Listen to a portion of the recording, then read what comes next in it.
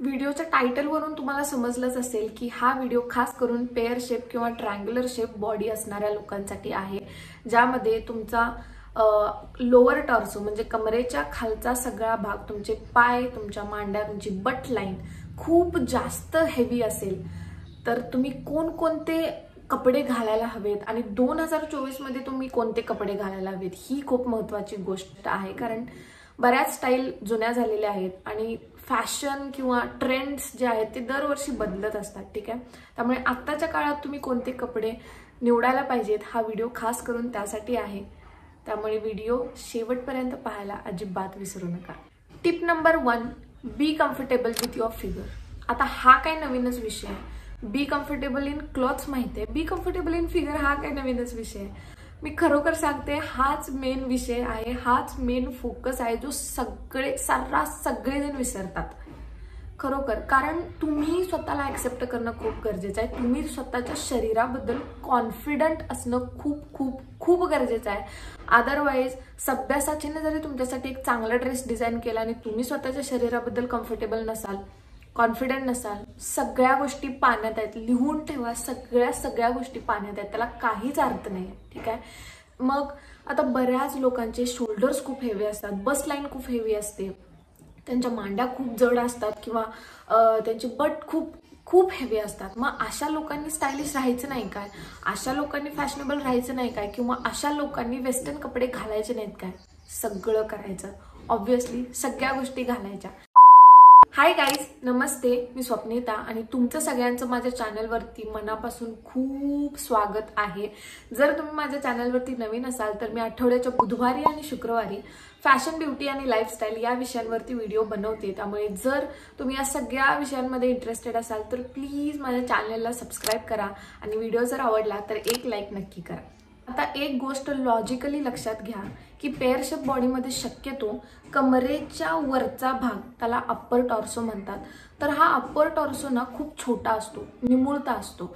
म्हणजे आपली जी bast line आहे किंवा शोल्डर्स आहे ते खूप आखूड असतात आणि त्याच्या तुलनेत कमरेचा जो खालचा भाग असतो त्याला लोअर टॉर्सो म्हणतात, तर तो खूप जड असतो. त्यामुळे आपल्याला असे कपडे निवडायचे आहेत जेणेकरून आपली वरची जी बॉडी आहे, अप्पर बॉडी, आणि खालची बॉडी म्हणजे लोअर बॉडी जी आहे ती बॅलेन्स्ड दिसायला पाहिजे, प्रपोर्शनमध्ये दिसायला पाहिजे. त्यामुळे असे कपडे निवडायचे की जेणेकरून कमरेच्या वरच्या भागात थोडासा बल्क ऍड होईल. फॉर एक्झाम्पल तुम्ही पफ स्लीव्स, आता पफ स्लीव्स मध्ये काय पूर्ण असा फुगा आलेला असतो इथं, आणि जेव्हा असं ब्रॉड तुमची शोल्डर लाईन दिसते ना तर तेव्हा बघणाऱ्याला आपली शोल्डर लाईन ऑब्व्हियसली तेवढीच राहणार आहे, पण कपड्यांच्या माध्यमातून आपण त्याला बॅलन्स करू शकतो. ठीक आहे. मग तुमच्यासाठी कोणते कपडे परफेक्ट आहेत तर तुम्ही ऑफ शोल्डर टॉप घालू शकता, अप्रतिम दिसतात ऑफ शोल्डर टॉप तुम्हाला. त्यानंतर तुम्ही पफ स्लीव्स घालू शकता, बेल स्लीव्स घालू शकता. बस्टियर टॉप जे असतात म्हणजे ते इथून सुरुवात होऊन इथपर्यंतच असतात, ते संपतात, त्याला शोल्डर्स वगैरे त्याला स्लीव्स वगैरे काही सुद्धा नसतात, तर असे बस्टियर टॉप तुम्ही घालू शकता. त्यानंतर तुम्ही कोल्ड शोल्डरचे जे टॉप्स आहेत की म्हणजे एकाच बाजूला फक्त स्लीव्स असतात, एकच स्लीव असते, दुसरी स्लीव नसते, तर अशा प्रकारचे इंटरेस्टिंग किंवा असिमेट्रिक टॉप तुमच्यासाठी खूप भारी आहेत, खूप भारी दिसतात तुमच्या बॉडी शेपला. त्यानंतर जर नेकलाईन बघायची झाली तर व्ही नेकलाईन, डीप यू आली, त्यानंतर स्कूप नेकलाईन, ज्या थोड्याशा डीप नेकलाईन असतात ना, ओह माय गॉड, अप्रतिम दिसतात. जर तुम्ही अशा प्रकारचे इंटरेस्टिंग नेकलाईन घातला ना तर बघणाऱ्याची नजर अगोदर तुमच्या गळ्याजवळ जाते आणि त्यामुळे आपसुकच तुमची जी हिप लाईन आहे किंवा तुमचे जे थाईज आहेत ते हाईड व्हायला मदत होते. कारण बघणारा सगळ्यात अगोदर इथं बघतोय, गळ्याजवळ. त्यामुळे आपोआपच तुमच्या बॉडीमध्ये ना थोडंसं प्रपोर्शन दिसतं, एक चांगला बॅलन्स दिसतो. मग आणखी कोणत्या नेकलाईन्स आहेत? बोट नेकलाईन खूप भारी दिसते, कारण अशी ती पूर्ण अशी होडीसारखी असते, इथून सुरुवात होते ना ती अशी इथपर्यंत संपते. त्यामुळे तुमचे शोल्डर्स खूप जास्त ब्रॉड आहेत, मोठे आहेत असं दिसतं, राहतात तितकेच, पण बघणाऱ्याला असं वाटतं की तुमचे शोल्डर्स सुद्धा खूप ब्रॉड आहेत, मोठे आहेत. त्यानंतर स्वीट हार्ट नेकलाईन खूप भारी दिसते आणि आता सध्या मी जी नेकलाईन घातलेली आहे एक छान अशी डीप राऊंड नेकलाईन, अशा प्रकारचे नेकलाईन सुद्धा तुम्ही घालू शकता, खरोखर खूप भारी दिसतात. त्यानंतर स्टेटमेंट ज्वेलरी एक दुसरा ऑप्शन आहे आणि तो इतका भारी दिसतो, भरभरून दागिने घालायचे. आता भरभरून म्हणजे उगाच सोनेरी काय वाटेल ते घातले, उगाच झँकी बँकी काय तर घातले असं अजिबात नाही. स्टेटमेंट ज्वेलरी बाजारामध्ये खूप सगळ्या आहेत आणि एखादी कोणती तरी ज्वेलरी तुम्ही घालू शकता. या छोट्या छोट्या गोष्टी आहेत, ठीक आहे. ही नेकलाईन असू दे किंवा स्टेटमेंट ज्वेलरी असू दे, या गोष्टींना खूप आय कॅचिंग आहेत. त्यामुळे लोकांची दृष्टी आपल्या चेहऱ्याकडे ओढायची.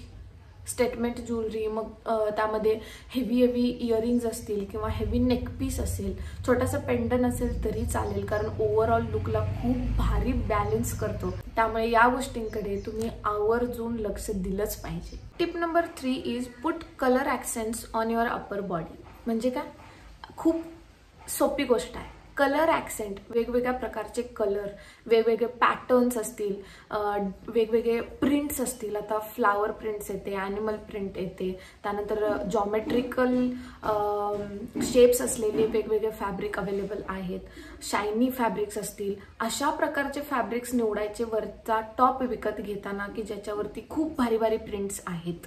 यामुळे ना तुमची बॉडी थोडीशी ब्रॉड दिसायला मदत होते आणि आपल्याला तेच पाहिजे आहे की कमरेच्या वरचा भाग थोडासा तुम्हाला मोठा आहे असं दाखवायचा आहे, जेणेकरून तुमचा ओव्हरऑल बॅलन्स चांगला दिसेल. तर तुम्ही स्ट्राइप्ड टॉप्स घेऊ शकता. तर यामध्ये पण घेताना लक्षात ठेवायचं की एकतर तुम्ही क्रॉस स्ट्राइप्समध्ये इन्व्हेस्ट करू शकता किंवा हॉरिझॉन्टल स्ट्राइप्स असतील त्यामध्ये इन्व्हेस्ट करा. पण जे व्हर्टिकल स्ट्राइप्स असतात ते अजिबात घेऊ नका, कारण ते तुमच्यासाठी नाही आहे. व्हर्टिकल स्ट्राइप्स, व्हर्टिकल लाईन्स ज्या आहेत त्या आपल्या बॉडीला थोडीशी स्लिम दिसायला मदत करतात. ऑन द अदर हँड जी हॉरिझॉन्टल स्ट्रिप्स असतात किंवा क्रॉस स्ट्रिप्स ज्या असतात त्या तुमच्या बॉडीला थोडंसं ब्रॉड अँगल देतात. त्यामुळे तुम्ही वरचा टॉप विकत घेताना एकतरी क्रॉस स्ट्राइप्समध्ये किंवा हॉरिझॉन्टल स्ट्राइप्स तुमच्यासाठी परफेक्ट आहेत, वेगवेगळे प्रिंट्स तुमच्यासाठी परफेक्ट आहेत. पण जी बॉटम आहे, पॅन्ट्स असतील, स्कर्ट्स असतील, ट्राउझर्स असतील किंवा शॉर्ट्स असतील, अशा गोष्टी विकत घेताना एक गोष्ट लक्षात ठेवायची की त्यामध्ये पॅटर्न्स नसावेत. मोस्टली प्लेन, सटल आणि डार्क रंगाच्या ट्राउझर्स विकत घ्यायच्या. त्याच्यामुळे तुमची बॉडी, तुमची जे हेवी थाईज आहेत, हेवी बट लाईन जी आहे ती खूप स्लिम दिसते आणि हाईड व्हायला मदत होते. ऑन द अदर हँड तुम्ही जर खूप लाईट कलर्समध्ये इन्व्हेस्ट केलात ना, आणखी थोडं उठून दिसतात त्या सगळ्या गोष्टी आणि मग सगळाच बॅलन्स पूर्णपणे बिघडून जातोय. त्यामुळे बॉटम्स विकत घेताना एक लक्षात ठेवायचं की ते शायनी फॅब्रिक नसावं. कॉटन, बाकी पॉलिस्टर या सगळ्या गोष्टी तुम्ही इन्व्हेस्ट करू शकता, पण खूप शायनी, सॅटिन वगैरे जे फॅब्रिक्स आहेत ना त्याला खूप शाईन असते. तर अशा गोष्टी बॉटम्समध्ये शक्यतो विकत घ्यायच्या नाहीत. मग तुम्ही स्ट्रेचेबल जीन्समध्ये इन्व्हेस्ट करू शकता, कारण त्या टाईपचे कपडे तुमच्यासाठी परफेक्ट आहेत. कारण एकतर स्ट्रेच असतो त्यामध्ये, त्यामुळे मूवमेंट करायला, हालचाल करायला खूप सोपं जातं आणि अतिशय कम्फर्टेबल, छान हवा खेळती राहते. त्यामुळे स्ट्रेचेबल फॅब्रिक तुम्ही खाली बॉटमसाठी तुमच्या निवडू शकता, परफेक्ट आहे तुमच्यासाठी.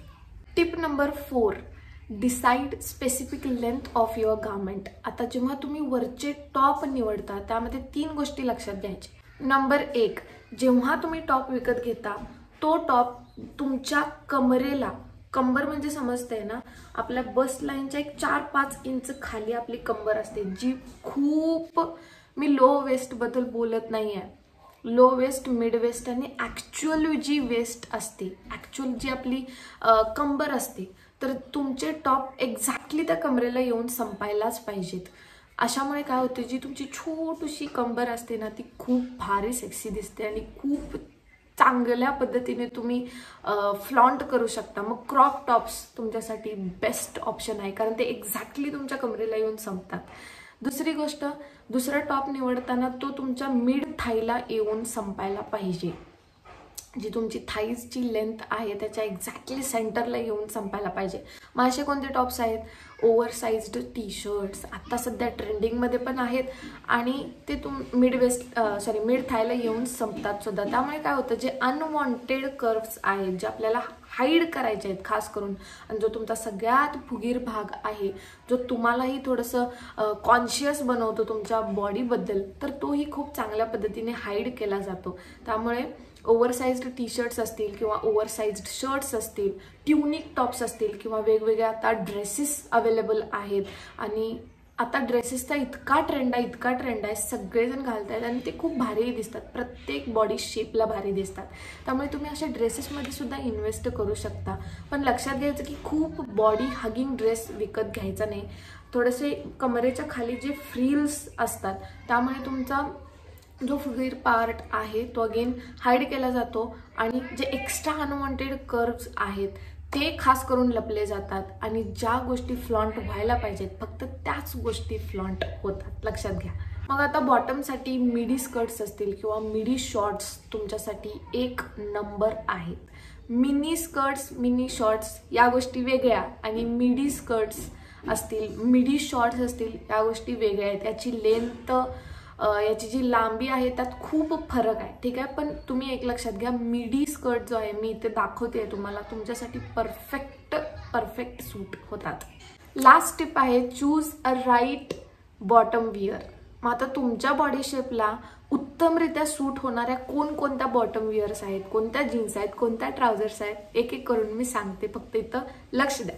Straight cut trousers, casual cut trousers, boyfriend jeans. आपल्याला बॉयफ्रेंड असू दे नसू दे, एक बॉयफ्रेंड जीन्स तरी आपल्या सगळ्यांच्याकडे पाहिजेच, कुठलाही बॉडी शेप असू दे, मग एक नंबर भारी दिसते. त्यामुळे एक बॉयफ्रेंड जीन्स घ्याच तुम्ही. त्यानंतर बेल बॉटम जीन्स असतील किंवा बूट कट जीन्स, आता सध्या जमानाच आहे. बूट कट जीन्स, बेल बॉटम खूप भारी दिसतात. आणि आता स्किनी जीन्सचा जो जमाना होता, जो ट्रेंड होता, तो ऑलमोस्ट गेलाय.